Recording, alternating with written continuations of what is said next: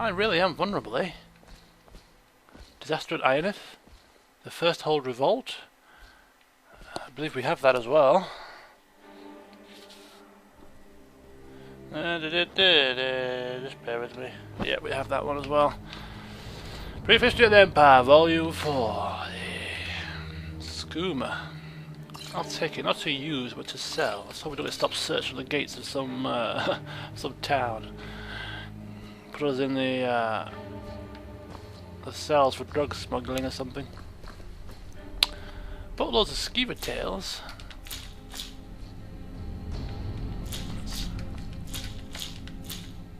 Seems these guys like their skeevers.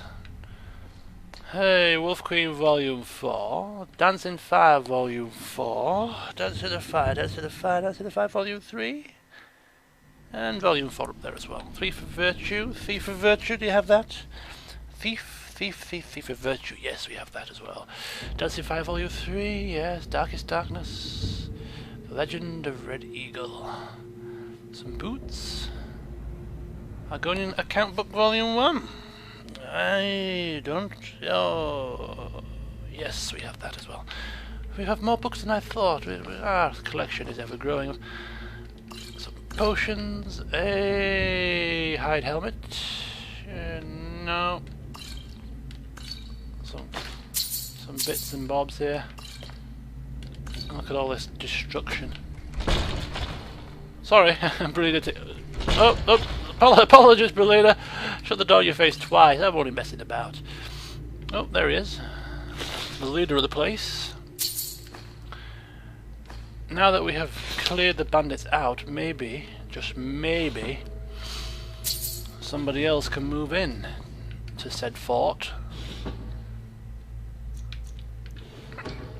Now that we've cleared these morons out of it.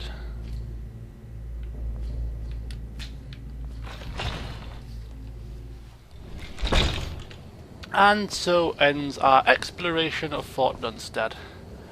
Can't say it was the most pleasurable of experiences, but at least we're barely alive to tell the tale. So, this seems to be the only place I was interested in exploring on our way back to Winterhold. It's now 3 PM.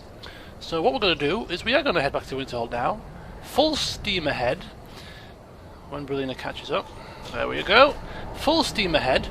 And when we get there, we'll have ourselves a nice spot of dinner and spend the day or the rest of the evening in Winterhold, chilling out in the comfort of our own quarters, and then tomorrow we shall head off into the world to carry out the rest of our college business. So, whilst we head back, I shall leave you with the delights of a couple of books that Elwyn read a couple of nights ago in the Wind Peak Inn. The first one being, bear with me, forgot the name of it, A Tragedy in Black, I think it was. A Tragedy in Black, a book about somebody summoning a Dremora.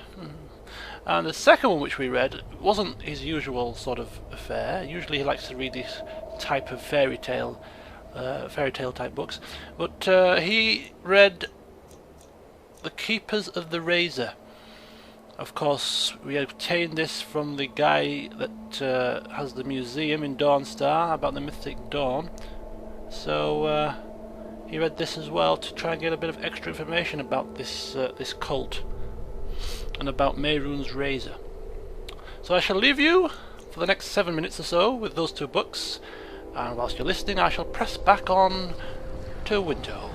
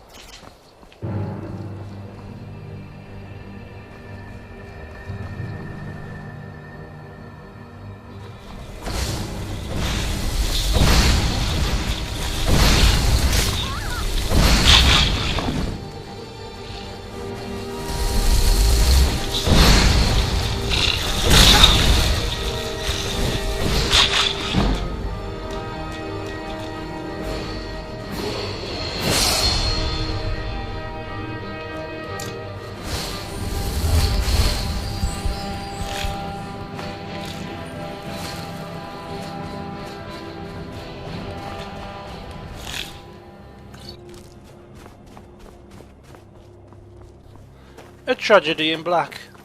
A folk tale from the time of the Oblivion Crisis. The Dremora looked on the young boy with disdain. He looked to be no more than 17 or 18, on the cusp of manhood. You? You have summoned me? Mother says I'm good with spells. Someday I'm going to be a wizard, maybe even an archmage. And what would your mother know of magic, boy? She's a wizard. She's an enchanter at the Arcane University. Ah, another dabbler in the mystic arts. I'm certain she is barely mediocre. You shut up. I read the scroll. I get to tell you what to do. The Dremora was silent. Compulsion bound his voice. I want to know how to make a magic dress. I need it for her birthday. The Dremora's answer was more silence. You have to tell me! It's in the rules! Freed from the previous compulsion, the Dremora answered. First, you need a soul gem. I happen to have one, and would gladly give it to you for so noble a cause. Really? Why do I need it? With a hidden smile, the Dremora handed over the dull black gem. It is not enough to cast a spell upon an inert object.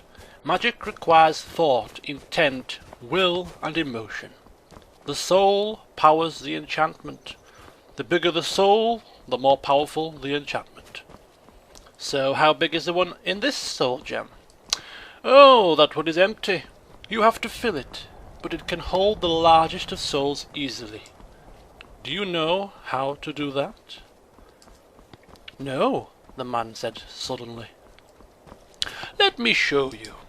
You cast a spell like this. The tendrils of the soul trap spell spilled from his fingers and surrounded the boy. The young man's eyes went wide. I didn't feel anything, he complained. How about now? The Dremora asked, plunging his talons into the youth's ribcage. His heart beat only once before it was pulled from his chest. Quickly, the Dremora snatched back the black soul gem, just as the youth died. His soul tried to flee, but was trapped by the spell and drawn into the gem. Only black soul gems can hold the souls of men and elves. Your mother obviously never told you never to accept a freely given gift from a summoned Dremora, he said to the corpse. You see, it breaks the conjuration, freeing the summoned from the summoner. Now, let's go find your mother. After all, I have another black soul gem.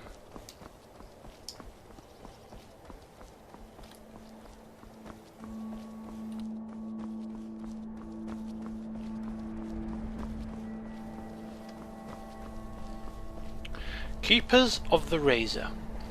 An account of the separation and division of Mehrunes' razor into 3 pieces. Current descendants of the Inner Circle. Jorgen of Morthal, 8th generation of Clan Axe-bearer to bear the hilt of Mehrunes' razor. Son of Halnir, son of Hroy, son of Koli, son of Malt, son of Ligrelid, son of Nedrir, son of Len. Gunzul, leader of the Crack-Tusked Bandits and 8th to bear the blade shards of Mehrunes' razor. Son of Shelak, son of Mog, son of Gruul, son of Durgob, son of Uskak, son of Ramlog, son of Othmash. If you know any true sons and daughters of Draskua, leader of the Forsworn of Dead Crone Rock, and 8th to bear the pommel of Mehrunes' razor. Daughter of Cairine, daughter of Edana, daughter of Malvina, daughter of Muriel, daughter of Riain, daughter of Kaylee, daughter of Sorcha. Historical background. Of all the groups that pledged to eradicate the mythic dawn from Tamriel, none were as inadvertently successful as the Keepers of the Razor. Originally a militia group founded to destroy the remnants of the mythic dawn, the group was renamed after discovering the legendary artifact of Mehrunes' Dagon that became their namesake. How they found the razor is a secret that I have been unable to uncover, but it is clear that they were not part of the Phraathen Drothan's failed expedition to Varsa Belim, and in fact the group does not first appear in Imperial records until 50 years later. The razor was divided among the 3 highest-ranking members of the Order's inner circle, to be passed down from oldest child to oldest child, until the twin moons themselves disappeared from the skies. Although this pledge seems to have been loosely interpreted, as the moons did vanish from the heavens during the void nights of the 4th Era 98 to the 4th Era 100, yet the razor's pieces were still being bequeathed through the generations during and after this time. Tracing the lineages of the inner circle proved especially difficult thanks to the group's unusual membership. While the leader of the Keepers of the Razor was a Nord, and thankfully was easily researched through the clan's family histories, the other 2 members were an Orc and a native daughter of the Reach, whose culture's paucity of respect for literacy made tracking them down less straightforward. Fortunately, Othmash Gulaz and his sons are well recorded for their services in the Imperial Legion. Yet the Daughters of Sorcha proved nearly impossible to find until I uncovered Markas' meticulously thorough tax records, which recorded each birth of Sorcha's kin in order to administer certain petty fees. Sorcha's current descendant, Draskua, fled to Dead Crone Rock after the Markath incident, and is considered by the Jarl to be a major threat to the safety of the hold.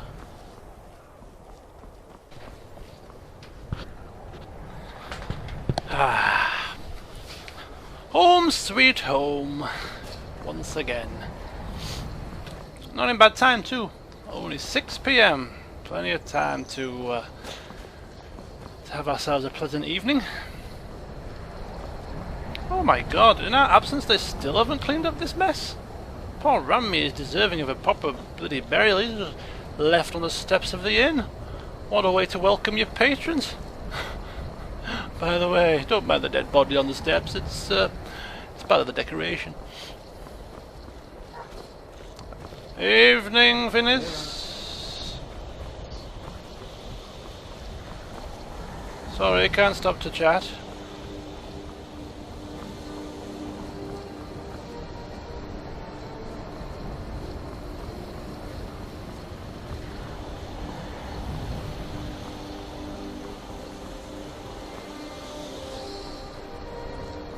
It's amazing how this place really does feel like home. Every time I come back here, I get that sense of, ooh, it's nice to be back. Nice to be back in the hallowed walls of this college. It really has become our home. The familiar faces, the history, the sense of being and belonging. I see they've removed that foul creature's body from in here. People can go about their lectures and their demonstrations in peace now. Come on, Berlina. Unless you want to stay down here and reflect. If not, I should see you in my quarters.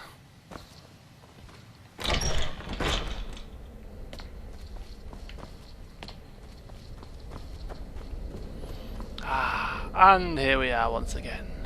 The Archmage's quarters, where Elwyn will no doubt put away his ingredients, put away his loot to keep, and also his loot to sell, put away his books and update his records as to which ones he has and which ones he has read, and then we'll probably have a bite or 2 to eat. Oh, in between reading a couple of books and telling Berlina a few jokes, singing to her maybe. I don't know what these guys get up to in their time off. Let their hair down and just have a good time. So join me next time when we shall head out of the doors of the College of Winterhold once more for a new adventure. Where are we going next? Well, I'll have to decide that in due course. So until then, see you soon.